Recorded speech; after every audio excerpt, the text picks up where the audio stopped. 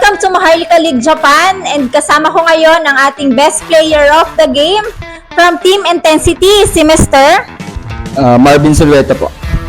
Okay sir, kamusta yung game nyo kanina? Matinding laban po kasi galing po kami sa previous game at next game sobrang pagod po kaya team effort lang po ang ginawa namin. Okay sir, nakakuha ka ng 20 points, 3 rebounds, 1 steal, and 1 assist. Sir, ano yung naging motivation mo para makuha mo yung score mo today? Siguro sa buong team kasi lahat pagod na. Kailangan may mag-effort para makahabol kami sa score.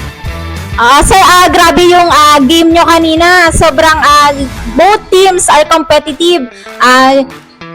Bali, yung sa third quarter is talagang humabol kayo. Pinilit nyo talaga na manalo hanggang fourth. Sir, ano yung naging game plan nyo para makuha yung panalo nyo? Siguro ang naging game plan namin ay yung pagkakaisa.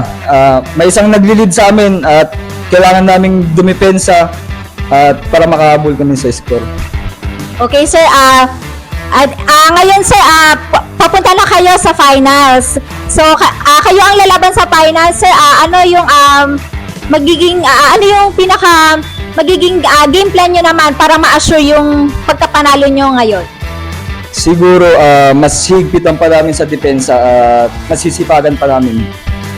Okay, any message na lang sir sa mga kagrupo mo sir and sa mga ka-team mo and sa mga kalaban mong team ngayon? Sipagan pa namin lalo at isang laban na lang, baka sakali makachamba kami. Mag-ingat ang lahat.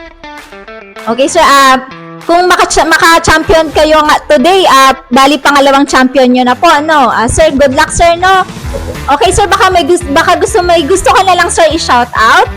Shoutout po sa buong team namin, sa family ko sa Pilipinas, family Sulweta, family Stabilio, at sa girlfriend ko. Shoutout.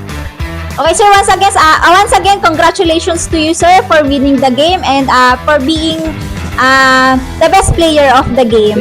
Good luck na lang sir. Kaya niya yan. Thank you po. Okay sir, thank you.